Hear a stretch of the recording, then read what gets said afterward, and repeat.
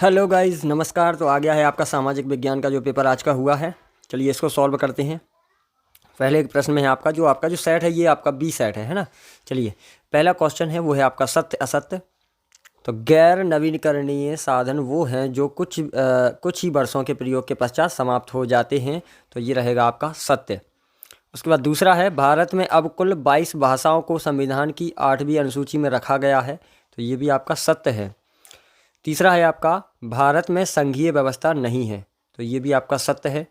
उसके बाद है चौथा है हल्दिया पत्तन कोलकाता का सहायक पत्तन है। तो ये भी आपका सत्य है।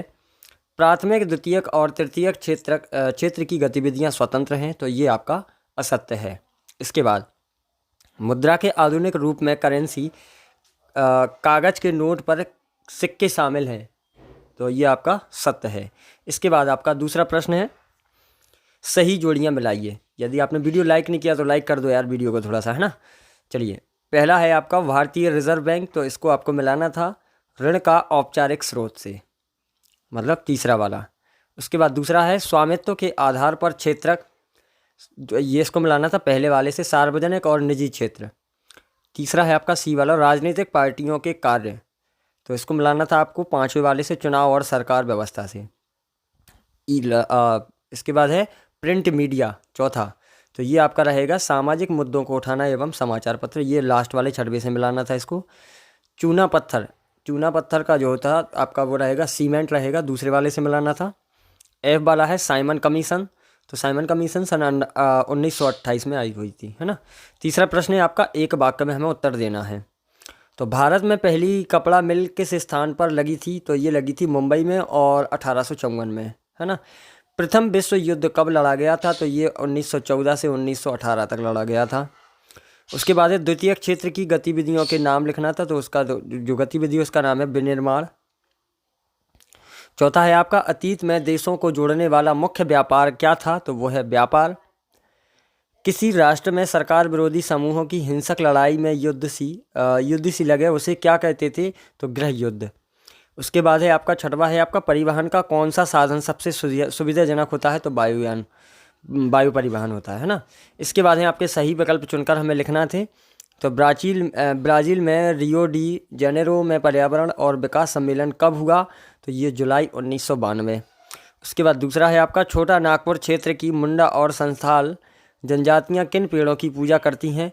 तो इसका जो सही उत्तर रहेगा सवाल रहेगा महुआ और कदम का पेड़ का।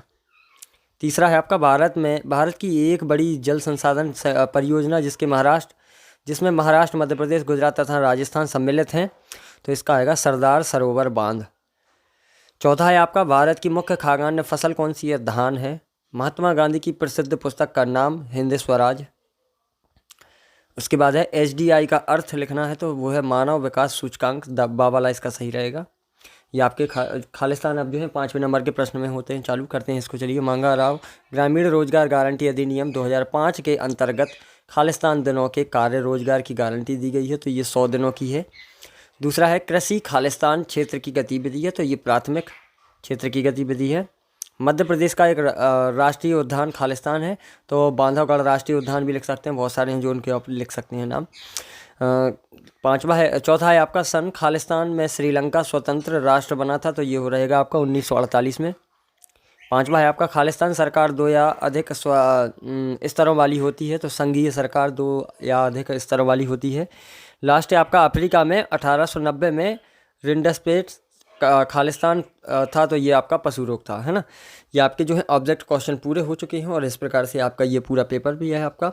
इन क्वेश्चनों की जवाब मैं नहीं दे पाऊंगा क्योंकि वीडियो ज़्यादा से लंबा हो जाएगा।